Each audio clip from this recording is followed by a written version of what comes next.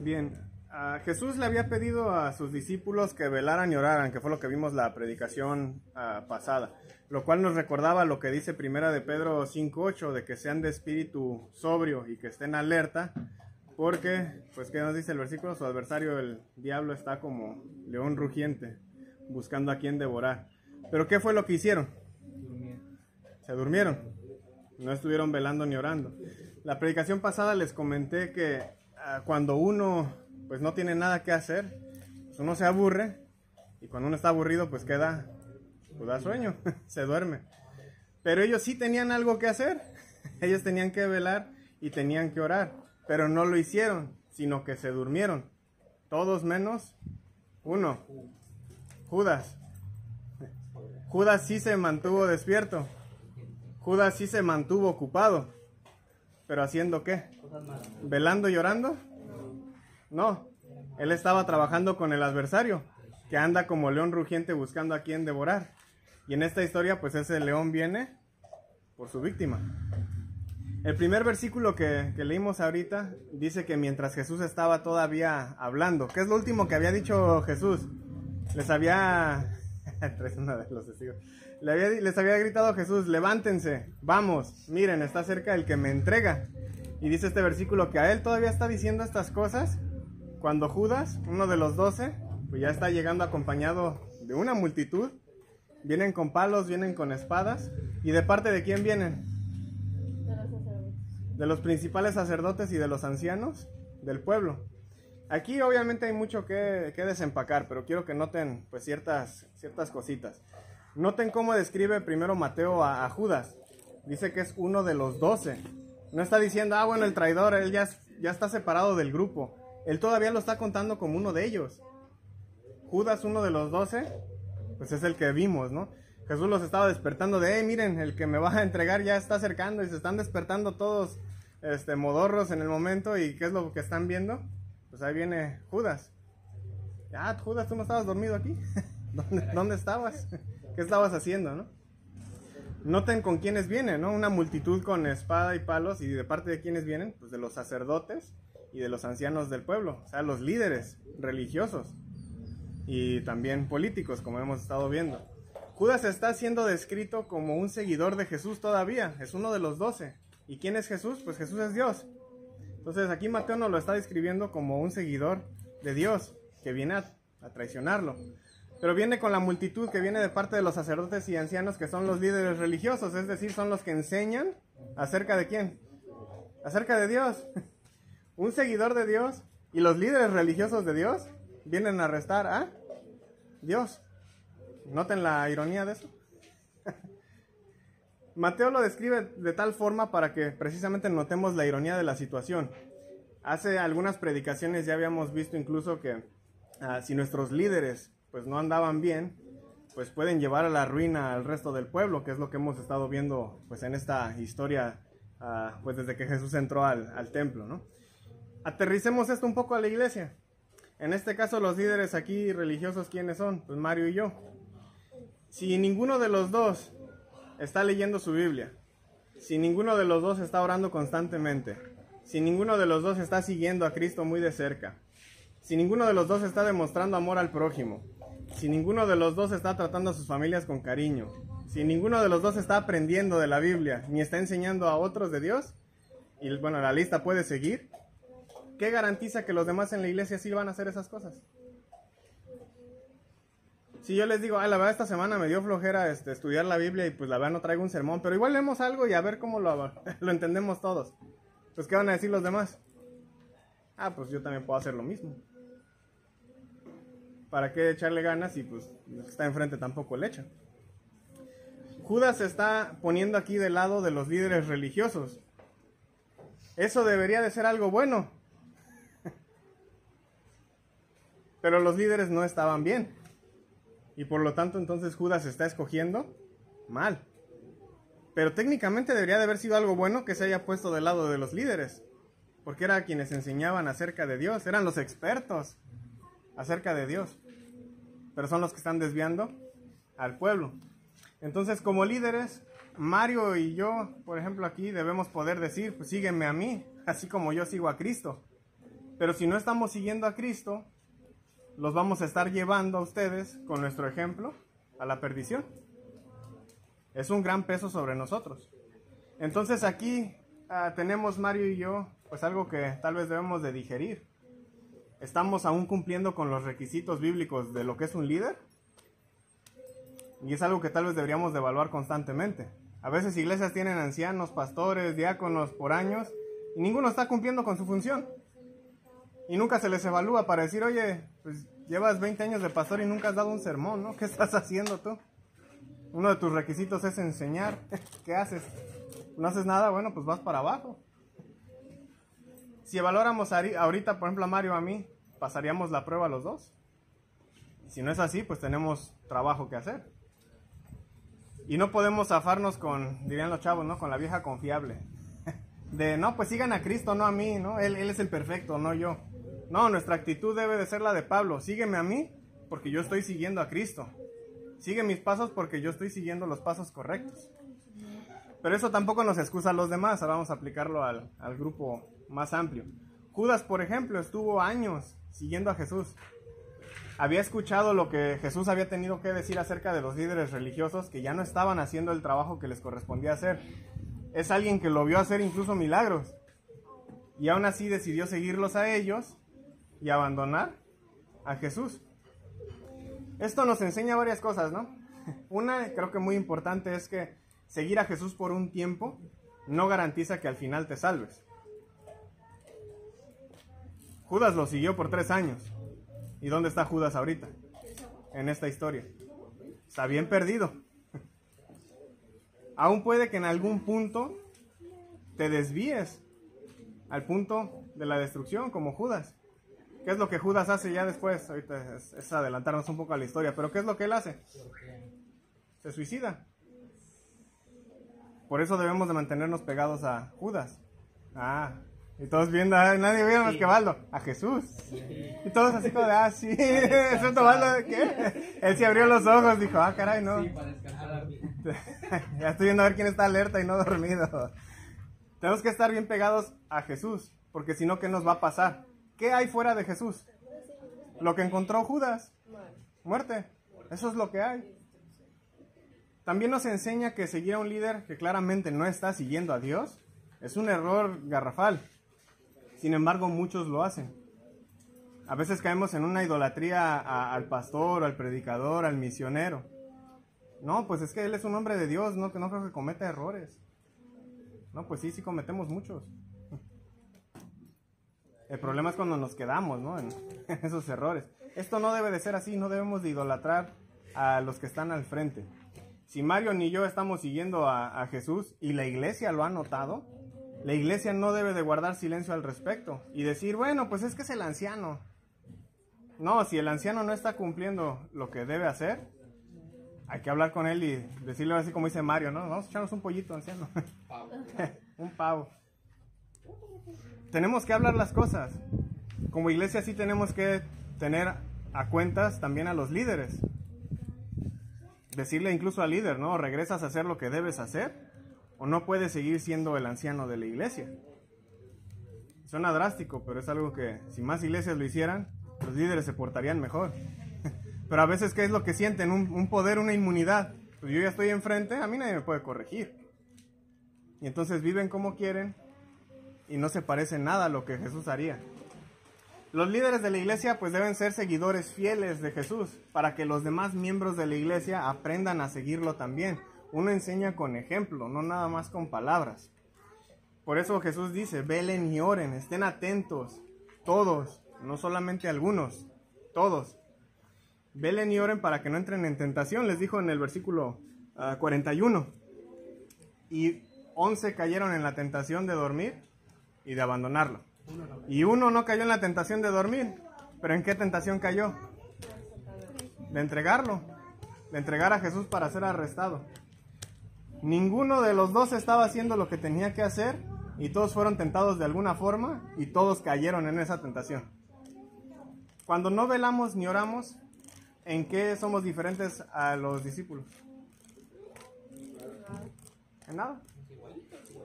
Y como les decía la semana pasada, ¿no? A veces uno lee la historia y uno dice, no, si yo estuviera en ese tiempo, pues yo vería correr a Pedro, pero no, yo sí me quedo firme ahí al lado de Jesús. No lo hacemos hoy en día.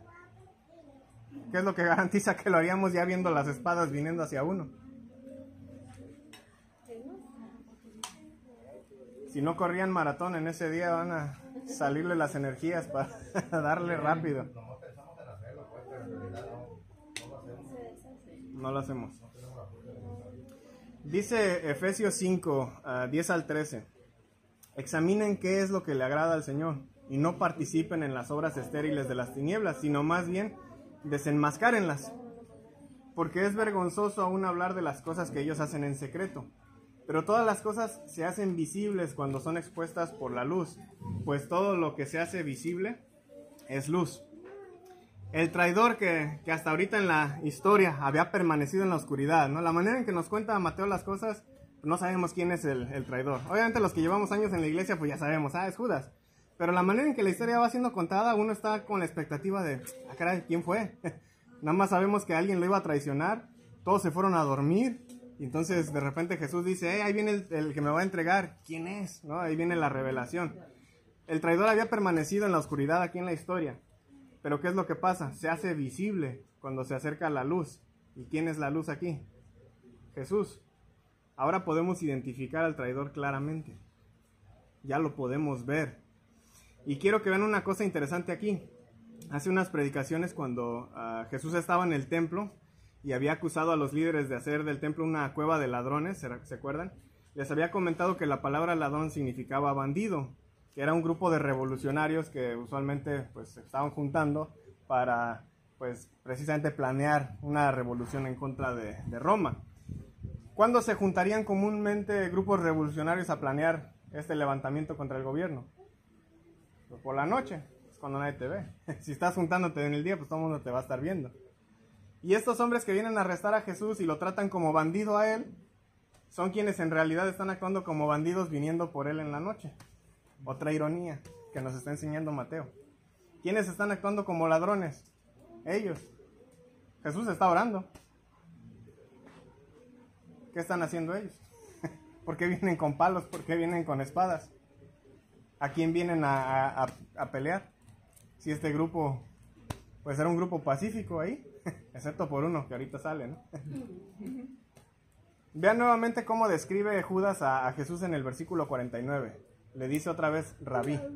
Cuando lo saluda, lo vuelve a saludar como rabí o maestro. ¿Notan cómo siguen sin llamarlo Señor? Todos los discípulos en la noche le habían estado diciendo Señor. Señor, pues es nuestro amo, tú eres nuestro dueño, ¿no? ¿Y qué es lo que está diciendo Judas? El maestro. Hay una gran diferencia entre un maestro y un amo.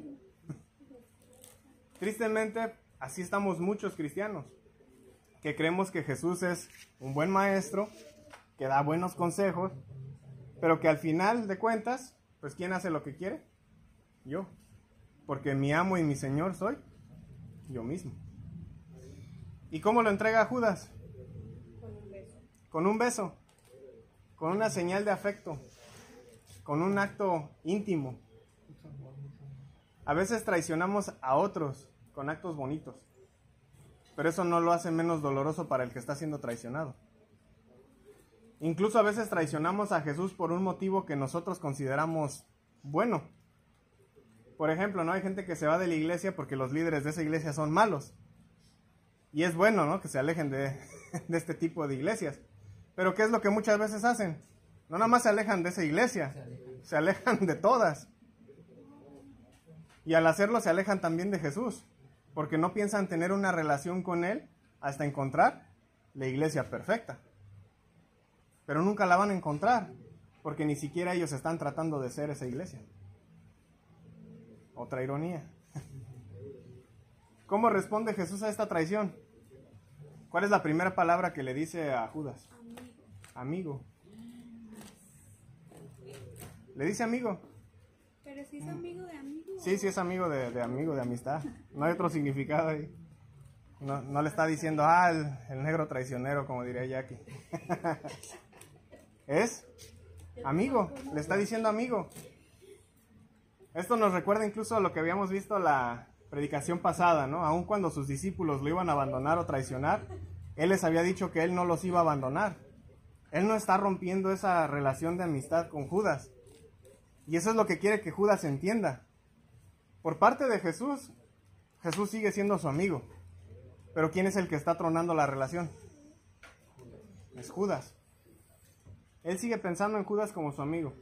Dice el teólogo N.T. Wright que, dice, por supuesto, es la palabra amigo la que nos hace retener el aliento. La amistad para Jesús no termina con la traición, aunque esa hora pues esté teñida de una profunda tristeza.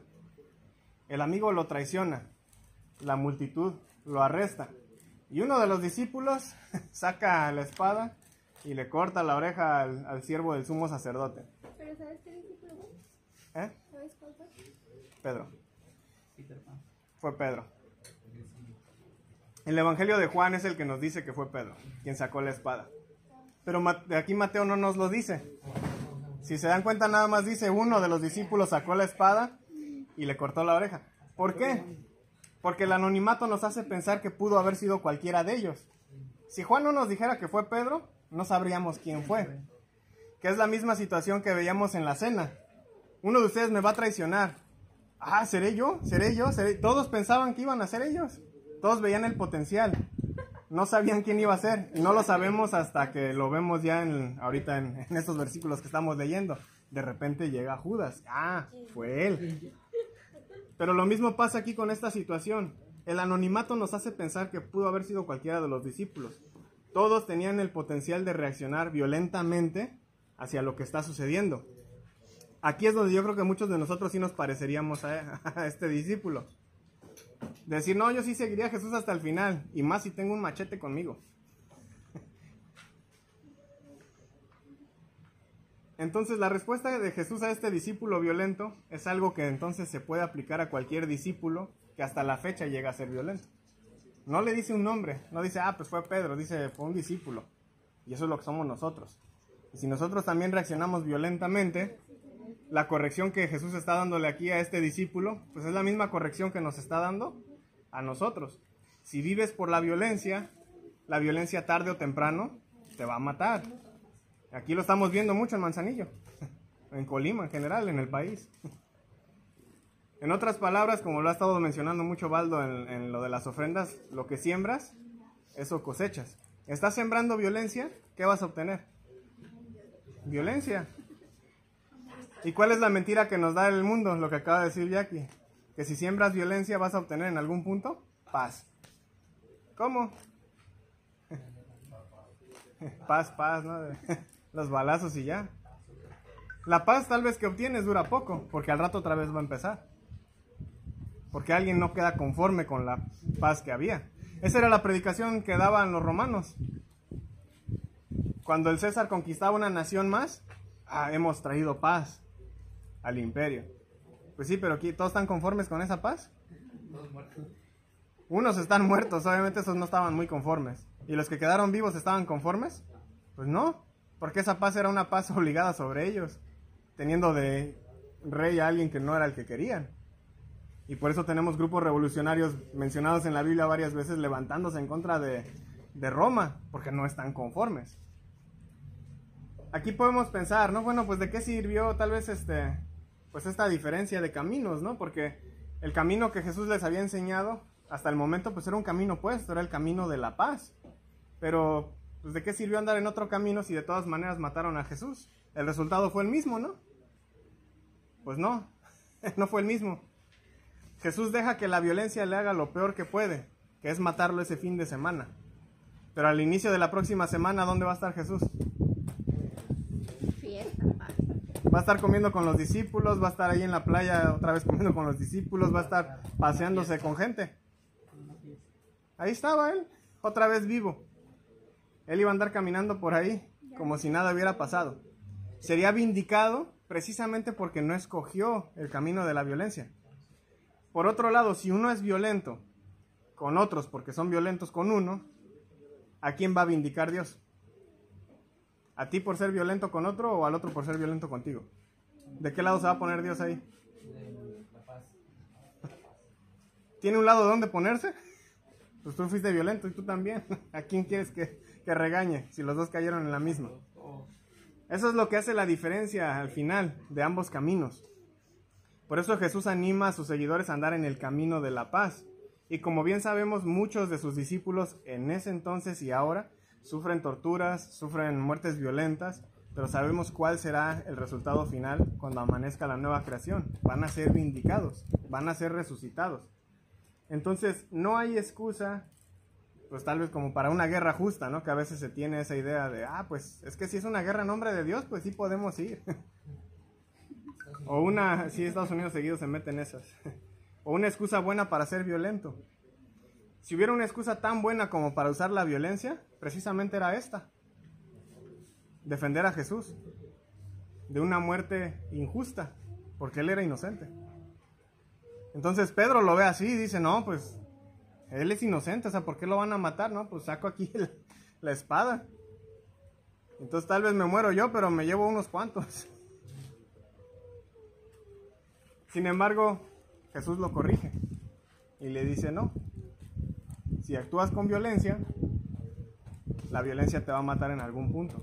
Si Jesús hubiera mandado bajar esa legión de ángeles como dijo, entonces hubiera contradecido lo que ahora sí que con sus acciones lo que ya había dicho anteriormente. Nada más por curiosidad, ¿alguien sabe cuántos soldados hay en una legión? 10.000. No. 10.000. No. 1.000.000. Ya están aventando a lo loco. 6.000.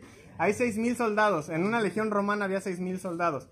Si Jesús dice que él podría bajar 12 legiones, estamos hablando de 72.000 ángeles. Que en ese momento Jesús hubiera podido bajar en ese jardincito. Ni hubieran cabido ahí en ese jardín. Si él quería usar el camino de la violencia, dice, yo puedo bajar ahorita 12.000 ángeles, ¿y quién va a hacer algo? Pues nadie. Hasta Pedro se le hubiera caído el machete del susto nada más. Pero si Jesús hubiera hecho eso, como digo, él hubiera contradicho lo que él ya había enseñado hasta el momento. Si Jesús hubiera actuado violentamente para defenderse de esta injusticia, ¿cómo iba a ser él llamado hijo de Dios? Si él mismo dijo en el Sermón del Monte que bienaventurados son los que hacen la paz, porque ellos son los que son llamados hijos de Dios. Si él no hubiera hecho la paz ahí, ¿en qué era diferente a nosotros? No hubiera sido hijo de Dios tampoco, porque al final de cuentas hubiera actuado igual que cualquiera de nosotros hubiera actuado en esa situación. Lo que vemos aquí es que Jesús vive su mensaje hasta el final. Él no predicó una cosa y concluyó en otra con tal de defenderse. Y tal vez si se hubiera defendido nosotros lo hubiéramos excusado, hubiéramos dicho, no, pues que sí, los romanos estaban pasando, los líderes religiosos, ve lo que estaban haciendo injustamente. Jesús tenía todo el derecho, lo hubiéramos excusado, porque eso es lo que hubiéramos hecho nosotros. Pero Jesús nos enseña que hay un camino distinto. Un camino en donde si no escoges la violencia, aunque otra gente sea violenta contigo, Dios va a ver y va a decir, a este sí lo vindico. A este no, porque fue violento, pero tú hiciste la paz. Y eso es lo que también un seguidor de Jesús debe de hacer, vivir el mensaje de Jesús hasta el final. Los profetas habían hablado del plan salvador de Dios y de cómo el Salvador iba a atravesar una noche muy oscura de sufrimiento e incluso muerte, antes de que esa oscuridad por fin fuera reemplazada por la luz de un nuevo día, ¿no? En la nueva creación. Jesús sabía lo que venía, y él abraza su misión con todo y lo difícil que sabe que va a ser esa misión. Repito, ¿no? Jesús vive su mensaje hasta el final. Y eso es lo que un seguidor de Jesús tiene que hacer también, vivir el mensaje de Jesús hasta el final, vivir el ejemplo de Jesús hasta el final. Pero ¿qué es lo que vemos al final de estos versículos? ¿Sus seguidores hicieron eso? ¿Siguieron el mensaje de Jesús hasta el final? No, dice el versículo 56 que todos los discípulos lo abandonaron y huyeron. No solamente no oraron ni velaron con él, cuando llegó el momento para ver quién realmente va a estar ahí, todos se fueron de ahí. Huyeron y lo abandonaron. Identifíquense con ellos un segundo. ¿Qué hubieran hecho ustedes? Lo más probable que eso. Imagínense a Pedro, ¿no? Él saca la espada y dice, pues aquí lo defendemos, y de repente Jesús te desarma y dice, no, eso no. Ah, caray, pues ya me quitaste la única opción que tengo, ¿no? ¿Ahora qué hago? Pues corre, porque estos sí traen espadas. Vámonos de aquí. Ahora identifíquense con Jesús viendo a sus amigos huir, dejándolo ahí completamente solo. ¿Cómo creen que se sintió? ¿Cómo creen que se siente cuando lo traicionamos y lo abandonamos día con día? ¿Cuántas traiciones y abandonos aguantarías tú? ¿Cuántas traiciones y abandonos tuyos crees que debe aguantar él? En la película de la Liga de la Justicia de Zack Snyder, hay una escena en donde hay una caja que bueno, está contactando al villano de la historia, y de pronto la caja se queda quieta, y una de las mujeres que anda por ahí dice, no, pues tal vez se volvió a dormir la caja, y la reina que está al lado de ella le dice, el mal no duerme, el mal espera, como está esperando hacer su movida. El mal ciertamente no durmió esa noche, estuvo bastante activo. Satanás, Judas y quienes estuvieron involucrados en el arresto, ciertamente estaban despiertos, trabajando en contra del reino de Dios. Por otro lado, los seguidores de Jesús, en lugar de estar alerta y orando, ellos sí se quedaron dormidos. Pareciera que Mateo nos está diciendo algo actual, ¿no? Mientras la pandemia nos durmió, ¿el mal se detuvo también? ¿El mal se detuvo a dormir también como nosotros? No. Nosotros dejamos de estudiar, nosotros dejamos de orar, nosotros dejamos de hacer buenas obras, pero el mal siguió empeorando. Lo vemos claramente, porque le dimos el espacio de trabajar más a gusto.